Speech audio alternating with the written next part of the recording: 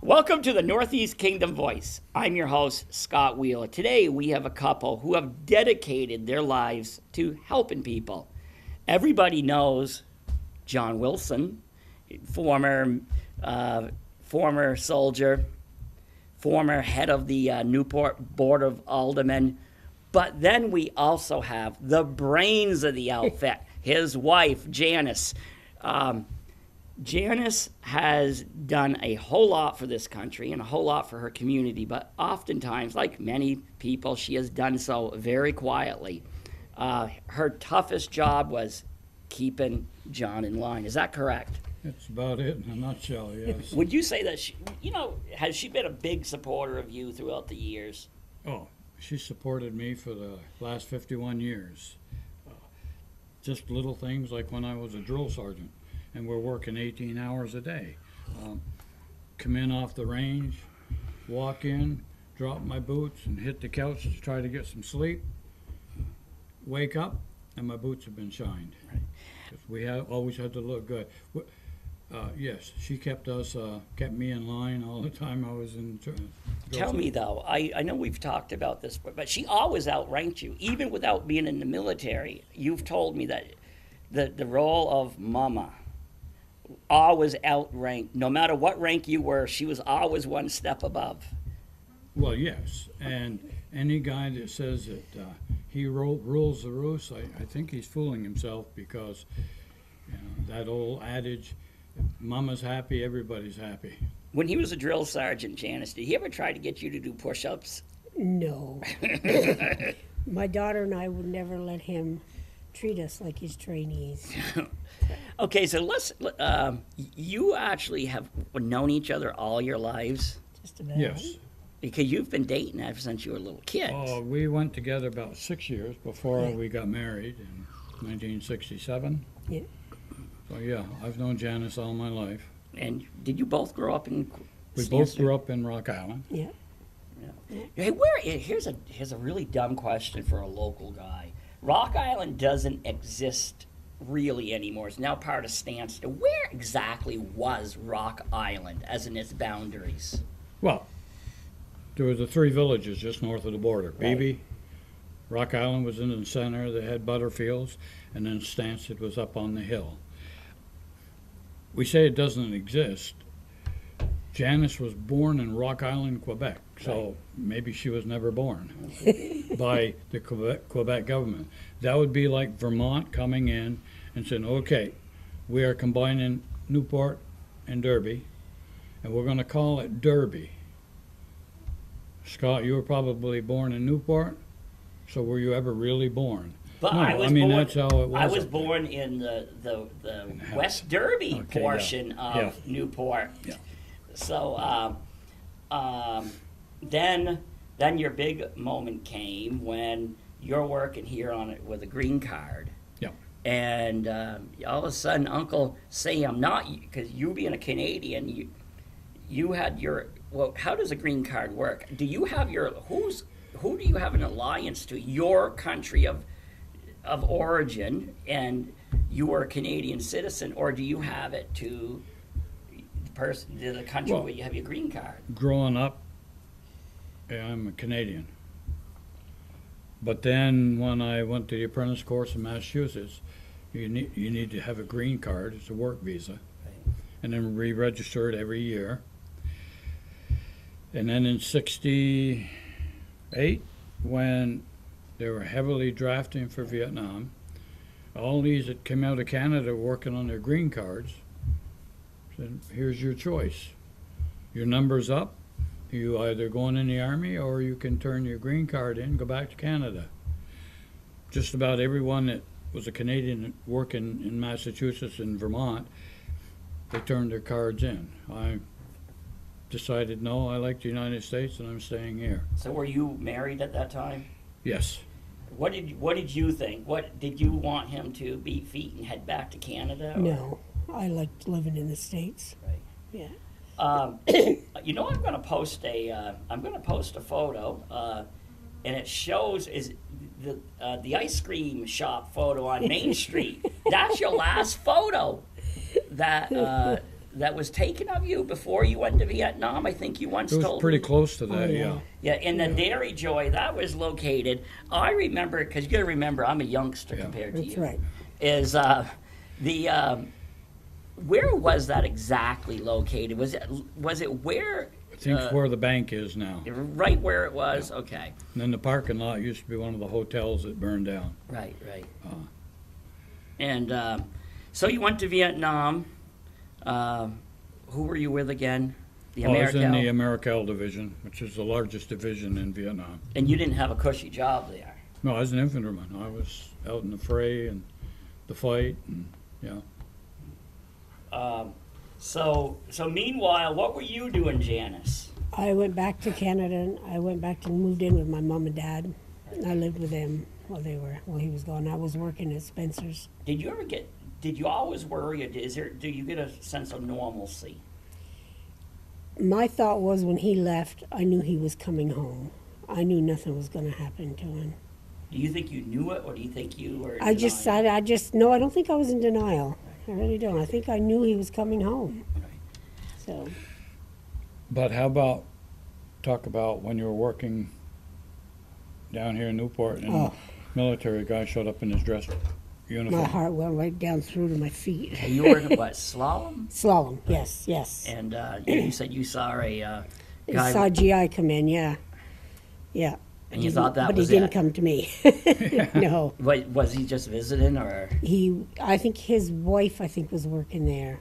I think it was a surprise for her when he saw her come in. You know, the one thing, because I've written extensively about your year in Vietnam, is the one thing I also remember about you is you made his water taste better. Yes. Is sending him Kool-Aid, because what was in the water? Iodine tablets? Yeah. Well, you didn't know what was in the water, so every canteen you'd throw an iodine tablet in there to kill whatever might be floating around in there. But it didn't taste good, so Kool-Aid to the rescue. Yeah. So what did you? So you just worked, went about life. Had you had your Yes. daughter yet? No. We didn't have her until 76. Did you? So when he was away, did you volunteer doing anything, VFW or anything? No, I didn't know those clubs existed. I didn't, because from being from Canada, I didn't know any of those things. No. So you came back from Vietnam, what, about a year after? Yep.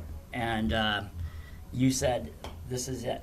I've had enough of the military." I had Then what? 6 months to go, so I brought Janis out to Fort Lewis, Washington, outside of Seattle, and got out, and I came back here, got an apartment in Derby Line. 25 months I worked at Butterfields in the engineering department. But I'm thinking, this is not what I want to do the rest of my life. Pay was good, but pretty boring. So they wanted to move me to Massachusetts. And I said, no. You didn't even ask me. You told me I'm going to go. I can make my own decision. So I left and, well, I need a job. So I went back in the service and then ran it for another 20-something years. So what did you think about his decision? Was it a group decision? Well, he asked me, and I said, sure, if that's what you want. Because when he first got out, he said, he's done. But so I just wanted to make sure that's what he wanted to do, and I support him 100%. You know, that story goes, I hear that story quite a bit about you go off to the military, especially combat veterans. The one thing is like when World War II combat veterans returned is when there was a huge spike in the number of people racing cars. Like all around here there were racetracks, including at the high school, because they had become used, you think of, as you know, there's horrors of war, but then there's the adrenaline rush of war. And so some people have a hard time settling back into the mundane parts of life. Do you think any of that? Do you think seeing action actually changed you? Oh yes, I really believe it did. When I first went in, I was shy, and then after 2 years, a year in Vietnam, hold on, I do what I want to do now. You're not telling me what I have to do. So then I go back in the service and let them tell me what I have to do for another 26 years. Did he change a lot during his time in Vietnam, or did No, you see? I any didn't see a difference. Not at all. No. difference? No. So you went So you went back in the military. Where were you assigned first?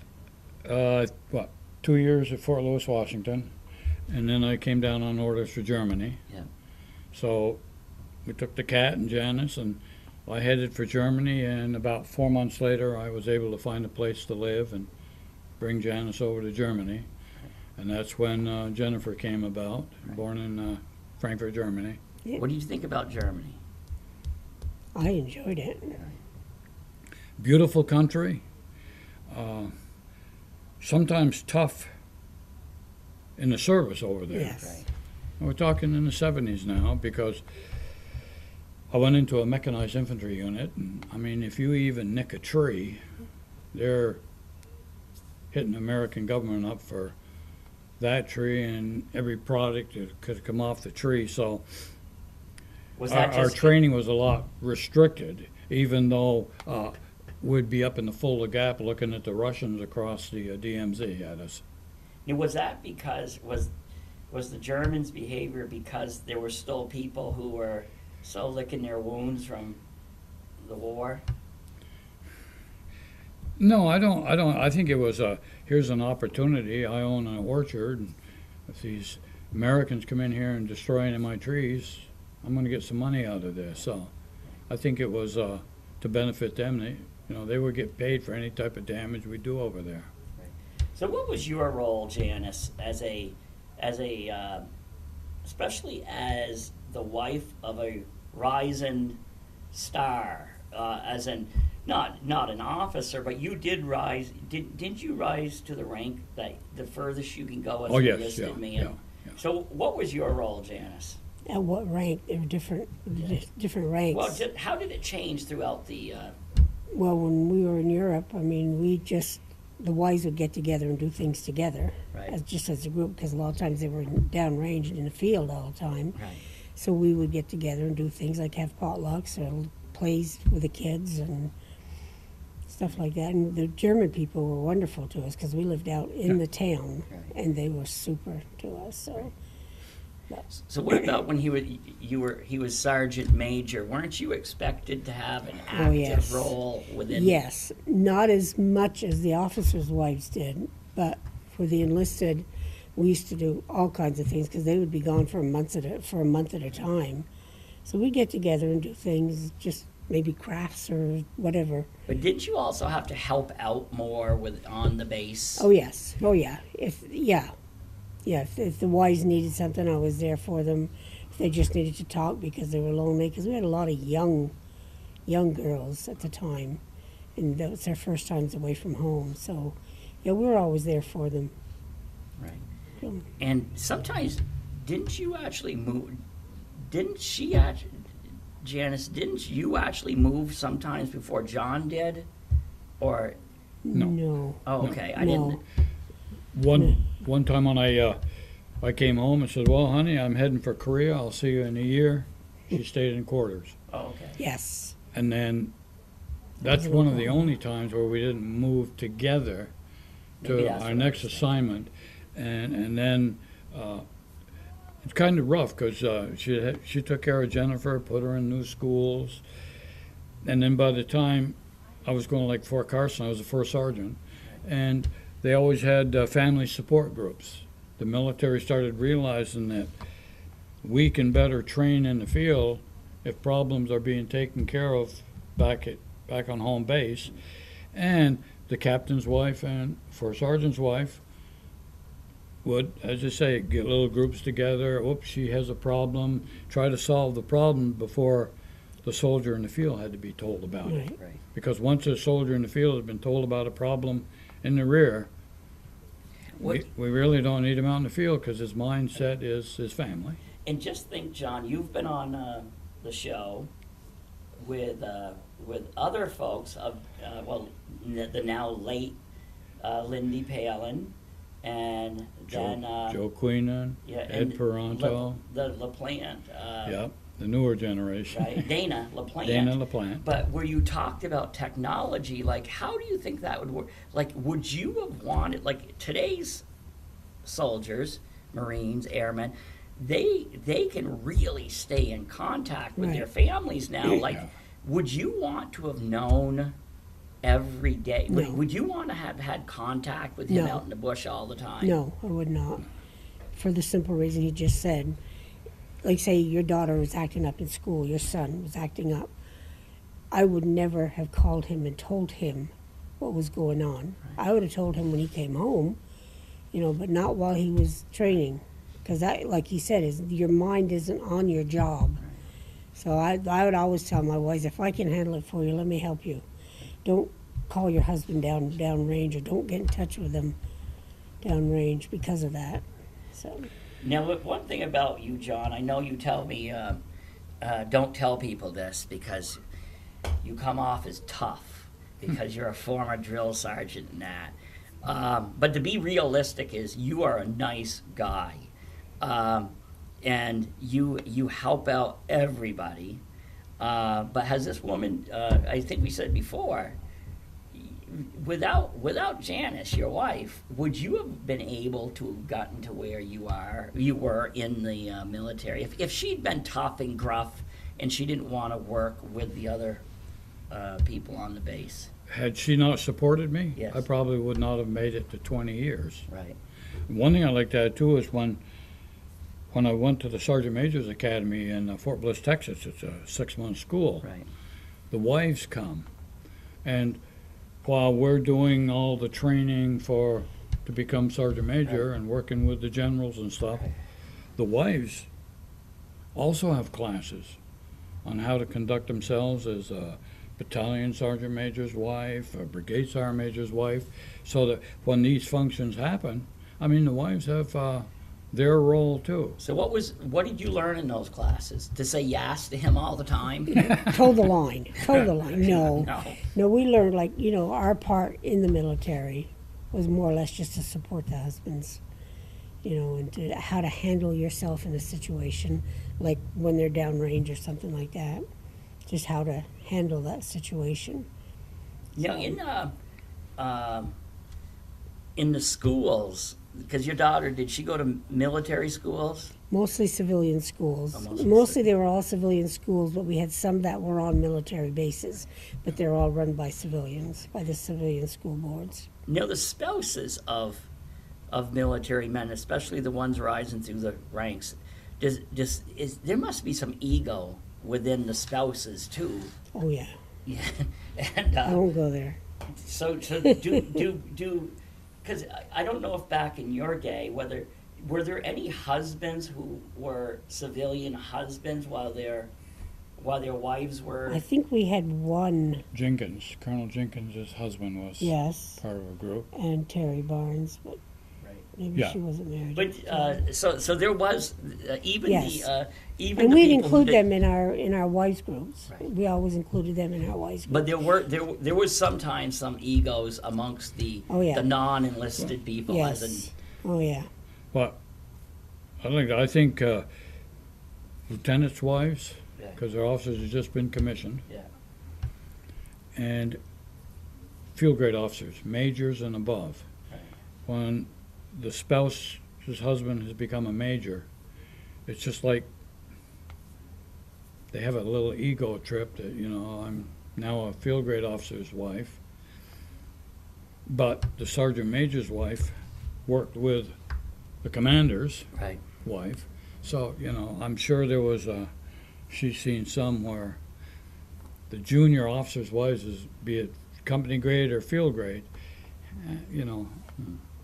might think I'm a little bit better than you, but usually the colonel's wife, who's been around for 25, and then the sergeant major's wife, they pretty well tone them down. And So fast forward, you ended up retiring what year? 99. 99. And tell me, how was it? Because I do know a lot of people when they retire, especially from important positions, it can be a real transition, especially you had a lot of people answering to you. How was the transition for both of you?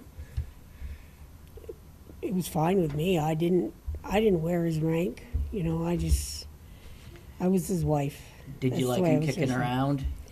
He didn't stay long kicking around. He couldn't, about what, 3 months?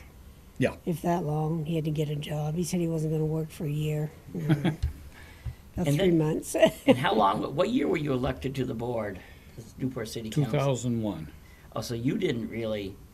So you actually were elected as in some ways. Some people would say you were an unknown Yeah. because I was you'd been definitely- gone for so long, Yeah. and you hadn't been a resident of Newport. Why? What's your theory about why were you elected so quickly then? You filled in first, right? The first one was a council member moved out of state. Right. So there was a little article in the paper looking for a council member. So I went through the board and was selected by the council to fill in his slot from November until March. And like January, Jim Johnson says, you got to get a petition, you got to run for your slot. I just got it. But it expired in March, so then I had to run for election. I have ever since. And when you run, you don't just do it half-heartedly. You get right out there. So is it? I think you once said you understand you were the longest-serving member of the board, or Well, did you ever verify that? Of the board itself, probably yes. But the mayor, with his mayoral time, and the board would be about 2 years ahead of me. Right. But the one thing I did is you need 30 signatures to get on the ballot. Right. You can do that, go down to Vista for an hour and a half. Right. I would go around to people's houses and say, I'm running again. But more importantly, what are your likes? Yep. And what are your dislikes about the city? Some people would have things, oh, we could fix this real fast. And then it was John Ward. I would give him a list of, hey, these are some of the things that people are complaining about. And it's amazing when you're told you can fix a lot of stuff. So even now, as I have the 2 petitions out for either the council or run against the mayor, haven't decided which one yet. I'm still asking people, which do you think I'd be more effective at? And then, what do you like, what do you dislike about the city? Again, like I've told you this before, from understanding the history of Newport and from following local politics, I have to say, don't let this go to you, but I've written about it because I do believe you were one of the strongest leaders Newport has ever had. It isn't that I agree with you all the time. It's that you don't play these stupid little political games. I always, people know where you're coming from, even if they disagree with you. They know where you. But again, though, how has this woman sitting next to you played in your life as you have served the city? Well, I run a lot by my wife, even when I was on the council. And I said, oh, what do you think if I bring up this issue? Nah, I think you should let it go. And always ask her advice. And 95% of the time I would listen to her. And occasionally she suggests something, and no, I'm not going to do that. But always ran everything by my wife. Have you ever sat there, Janis, and listened to something that came out of his mouth and just kind of like... I can't believe this. You're not going to do that. And I tell him why I thought that way. So then he'd think about it. Yeah. Yeah. No, but then you're no longer on the council. And you know what my theory is? Because you lost your last election, but you also had some, a lot of times you have people running who might have a couple good ones and a couple other people that really aren't going to get it. But you had some fine people Yep. running, and Yep. the votes got all split up, Yep. and so Well, this last election when I got beat, as I stood out there watching people coming in to vote and all that, need 30 signatures. I had 212. right. And I counted, from what I saw going in and out of the voting area, 90 people that signed my petition that didn't vote. Then after the defeat, well, we knew you were going to win, so we didn't bother to go out and vote. Yeah, you know what? I really think that's the case. Even though there was some really good people running, I don't think there was anybody running who wasn't qualified. Yeah. But I do think everybody, a lot of people knew you were going to win. Oh, yeah. So what's your plans? Have you consulted with Janis about what your plans are for the coming election? Oh, definitely. And Janis, John hasn't told me. He won't tell me what he's running for yet. I don't think he knows. Oh. I really don't. So he hasn't. Really and truthfully. But so what's going on? You've taken out petitions for both. yeah, for the council and for the mayor's job. A lot of people don't understand. See if I understand this right. The mayor's job, it might seem kind of glamorous, but if I recall right, it wasn't too many years ago, like 20, 25 years ago, they actually took away a lot of the power. You Yeah. can split votes. You can, when you have a tie, they You can break But for the ties. most part, aren't they largely figureheads now? Well, they're still involved with setting the agendas. And the mayor does have that prerogative, whether to put your issue on to bring before the council, stuff like this. He's still heavily involved with the public, Right. with Montpelier and our legislatures down there. So, yeah, he still has a pretty active role. Right. But what about a member of especially you were the head of the council for years. Is that a pretty powerful role in its own? Or is that just a figurehead? I don't know if it was that powerful. I have a gift to gab, I guess, and be able to sway people's opinions sometimes. But no, I don't think. One thing, I was able to fill in for the mayor. If the mayor was busy, I could always fill. Being retired is great. I can go to just about every function in the world. I set my own times now, whereas there are some on the council that don't attend anything because they're working. But I was, even when I was working at Ethan Allen, I was pretty well able to fix my calendar so I could attend events and stuff like that. And wherever I go, and when you were the member of the council, even now, your sidekick has always been with you through, and I will give you guys both, not just you, John, but how many times have I called you and called both? You said, hey, whether it be that I need a speaker on veteran issues or I have a veteran that needs help.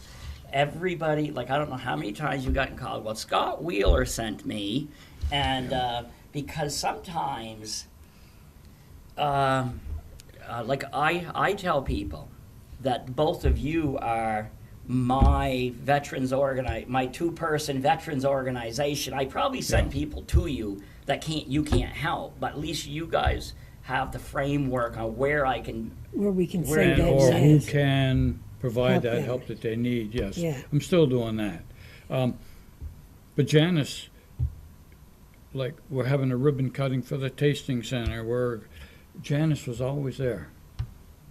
That if I was going to the event, Janis was going to go to the event, which I always thought was nice. I mean, showed that we cared about what was going on within the city. So yeah, she's pretty well whatever I did, she was with me. Okay, we only have just a couple more minutes left. Is Newport just celebrated its 100th birthday, and the last couple years in the city, or even like maybe the last 10, 20 years, have been kind of rocky. It has had issues, and now we're going on to the next 100 years. What do you? I'm going to ask Janis first. What do you envision for the city of Newport in the coming 100 years? Gosh, it's hard to say. Probably Main Street would be nice to get that cleaned up, fixed up.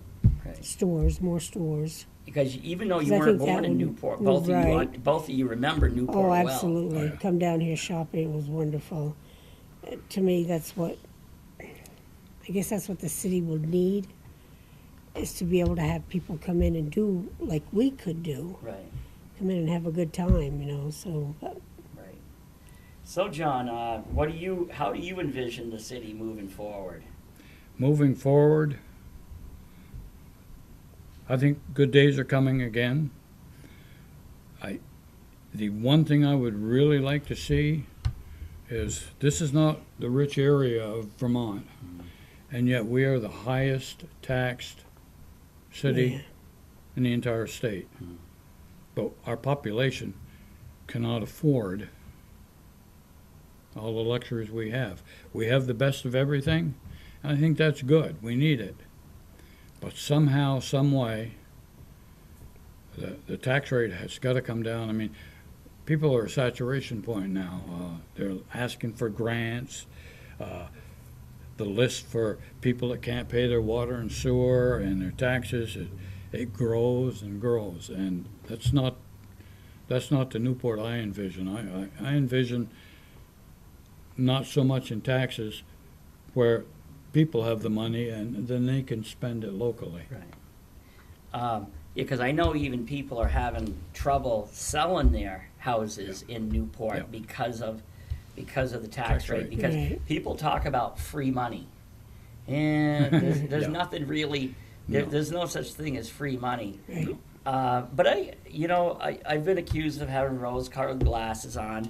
Although I think the last couple years with some of the politics has been troubling, I do think a growing number of people, as in just citizens, are starting to step up to the plate, and it's like the music on the waterfront. Beautiful. Two young women Yeah. just decided they wanted to do it, and look at that. And I think there's a growing number of people who are tired of listening to talk. Just and, talk. And yeah. they're actually doing now, and I'm hopeful for the future. Well- I'm hoping we're not sitting here in 100 years talking Yeah. about the hole Same in the thing, ground. yeah. Well, I bring back the onesies on the waterfront. The first year these two young ladies came forward, we anteed up $1,000, the city, to help pay for some of their bills. And that was okay. Everyone on the council and everyone said, this is a good idea. We need to support it more. So the next year when they come in, I made the motion up it to 2,000. Great support on the council. But then afterwards, you just sit back and listen to people gripe that we're giving them $2,000. I think the city has benefited from that. Oh, yeah. The stores benefit from it, the restaurant. So if I upset somebody at City Hall, that's not my problem. I think this was good for the city, and I hope that this continues on. So my last question is, Janis, are you going to support? Are you going to stand by your man, and if he runs again? I will stand by him 100%. If that's what he wants to do, it's something he truly enjoys, being out there with the people and listening to them and then helping them. I was thinking here, I'm sitting here, why don't you run for mayor I'll and pass. run for the council? No, thank you. And we can have a Politics- husband and No, politics isn't my game. One thing I'd like to add is this past year I've been off. Yeah. Yeah, it's been good, in a way, but everything that's going, I think, wrong, trust me, there's a couple council members that are seeing me almost on a daily basis saying, hey, I think you did wrong here. I think you need to think about this. Maybe we need some help this way. So even though I'm not sitting on the council board, They're still I want involved. to do what's right for Newport. And if I think they're wrong, I let them know face to face, hey, I think you ought to relook this issue.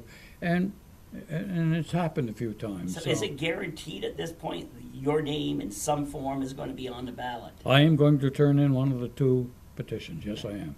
Okay. But as to which one, probability as I'm standing there on turn-in day, it'll be my own decision. This is the one I'm going for. Right. Okay, in closing, I got to thank you both for 50 some odd years of community service. And as I said, Janis, I know you have probably served as much and as hard as John has, as my wife has. A lot of times, only one member of a team gets recognized, but you're a lot like Penny. Penny does a lot. Yes, she does. But Yes. she doesn't. She's. But you know, I will give you a hand. You came on the show, I know. and I don't know if my wife would have been able. Yeah. One last thing, because she wasn't overly wanting to come on the show. Right. She likes to be in the background. But I'd like to say, too, where you call upon me to do stuff, I still got to bring back to you the time that you called me. So we're doing a show up at the Bel Air home for the World War II vets. Yeah. And we get up there, and you walk in and say, oh, by the way, the mayor's not coming, so have you got a speech ready? I let you know about that. Yeah, But pulled I it still out. did the speech. And Yeah, you managed to pull that off. You just yanked that speech right off, Yeah. and it well, could- we got to take care of the veterans. and at some point you no, I don't know if you'll ever be able to get me to understand proper placement of the flag, but that's for a whole new show. You know Yeah. everything about the American flag, how it is positioned through certain times, and We got 2 more seconds. When you asked about transition to civilian world, right, I had a doctor's appointment yesterday. yeah, I had 2. The first one, after I sat for 25 minutes, in comes the dog, says, oh, I'm running late. Yeah, this is the second time in a row you've been late. I have a life too. Then we go to Dartmouth Hitchcock, and my 4:20 appointment didn't kick off till almost 5. yeah. And I thanked them for Everywhere. being late, doing what they have to do. So, yeah, the nonchalant attitude of civilians that something's going to happen at 6 o'clock. You should be there at 10 to 6, like I will be. Not 10 after 6 and think, here I am. Yeah. Oh, that still bugs the hell out of me. Do you have any more final words, John? Yeah, final words. I want to thank you for selecting Janis and I, Yeah. because we are a team. And throw in also, and I don't know if you mentioned Jennifer, maybe because she grew up in the military, she does a wonderful letter writing campaign every November to all the area veterans, thanking them for their service. So each year, each class at St. Paul's, as they get older, knows what Veterans Day is all about. And then this past year, the shocker of shock, when I spoke at City Hall for the VFW, and what, unbeknownst to me, in walks my daughter's class from St. Paul's, and to support veterans. Yeah. And yet, I asked some from UCA, says, why don't you bring your classes over to the City Hall? Fill some seats, teach kids about what veterans are all about. Oh, well, that's a good idea. Well, let's see if you'll do it next year. It's little things like that that we all try to keep the veteran stuff going. So, Yeah. Okay, and yeah, you've helped out veterans for me, and you've always been great people to turn to. Thank So thank you for all you do, and thank you for this. this yes. today, Scott.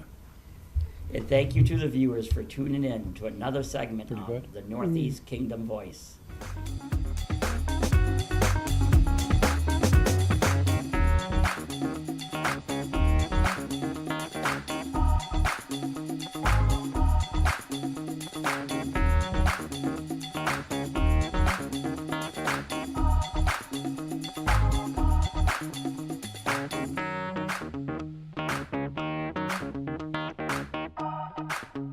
Bye.